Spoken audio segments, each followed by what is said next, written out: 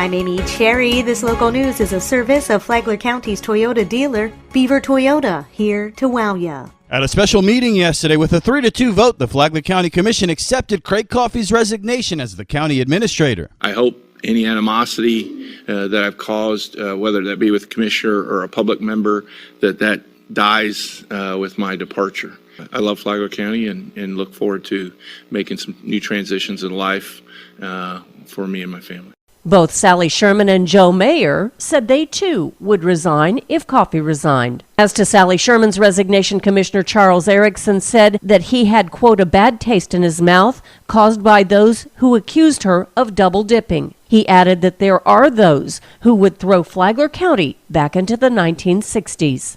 I just really think that the comments came from a couple men that don't like women in positions.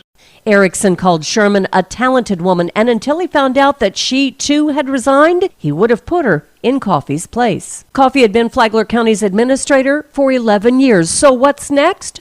Commissioners meet in a workshop set for Monday, 9 in the morning. From the WNZF Newsroom, I'm Deb Albertson. This portion of Flagler's Morning News brought to you by the Daytona Beach International Airport. Save time, money, and stress. The Daytona Beach International Airport. Delta Airlines nonstop to Atlanta. Sunwing Airlines nonstop to Toronto. And starting in May, nonstop flights to New York City via American Airlines.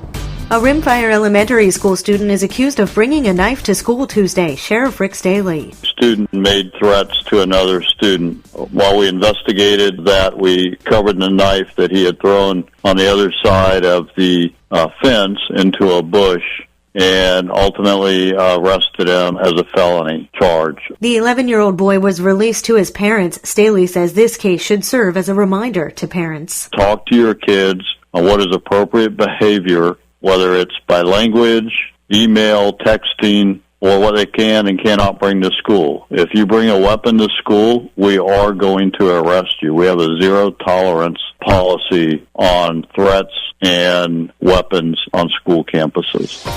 In the next decade, Florida will add 5 million residents, and that translates to a need for 1.7 million more jobs. John Arking takes a look. To prepare for this expected growth, the Florida Chamber Foundation is leading the charge to write the blueprint for Florida's future. Called Florida 2030, the 2-year research program will identify key trends and the factors that can drive the regional economy. Jerry Parrish is the chief economist at the Florida Chamber Foundation. Speaking Saturday on WNZF's Real Estate Matters, he was asked about what Flagler will look like in the year 2030. The population's now, it's about 105,000 in the county. In 2030, their estimated population range is between 143,000 and almost 168,000. That's a monstrous amount of growth, and easily in the top 5 in the state when you look at the percentage growth that people expect to happen in your county. Real Estate Matters can be heard every Saturday morning on WNZF. Podcasts can be heard at WNZF.com. From the WNZF Newsroom, I'm John Arking.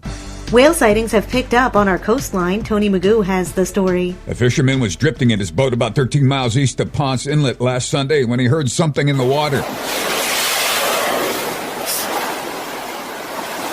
His encounter with the whales was one of a flurry of whale sightings locally this week. Humpback whale sightings have been reported daily in Flagler and Volusia counties. With us on the phone is Taryn McGinnis, Manager of Education and Community Development at Marineland Dolphin Adventure. The humpback whales are always exciting to see, and they're really just moving through. They're on their way south to warmer water. What's so cool about the humpbacks? Humpbacks tend to be pretty acrobatic. They're the ones we're most likely to see leaping out there, and they're really identifiable with those giant, long, white pectoral flippers. Taryn, tell me about right whales that are here, too. They are the most endangered whale on the planet, and they come specifically to this area to raise their babies. When can you spot right whales? For right whales, it's usually January through March is when we're looking for them. And what's the secret to spotting rights? Once you kind of recognize what you're looking for, you don't even need binoculars. They're very close to shore. It's Whale Watching 101. For Flagler's Morning News, I'm Tony Magoo. And now you're up to date on Flagler's Morning News. I'm Amy Cherry.